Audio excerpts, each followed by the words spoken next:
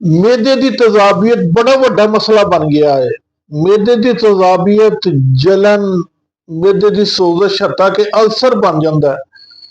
तो यह साड़ियाँ अपनियां कोताहियां की वजह तो बनता है। असी बाहर के फास्ट फूड, कोल्ड ड्रिंक्स, बोतल, कढ़ाइयाँ, मसाले, तेज मिर्च मसाले, ते पता नहीं की मूँह के जैके वास्ते खा खा के अपना ते अपने मेदे का बेड़ा गर्क कर लेने, जिन्हें तजाबियत फस जाती है।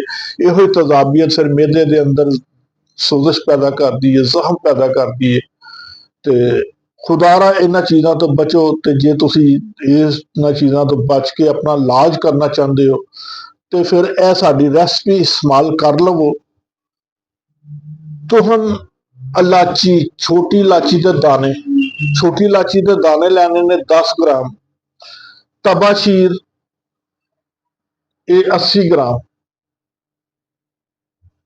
ते राल सफेद यह 100 ग्राम। इन्हों पाउडर कर लो, फाइन पाउडर करके मिक्स करके रख लो। खाने तो अद्धा घंटा पहला सुबह शाम 1 तो 2 ग्राम पानी नाल इस्तेमाल करो, ते नाल परहेज करो। देखो इंशाअल्लाह तुहाडे मेदे की जलन, तजाबियत, सोजिश, वरम, अल्सर तक ठीक हो जाएगा। दुआ च याद रखियो। अस्सलाम वालेकुम।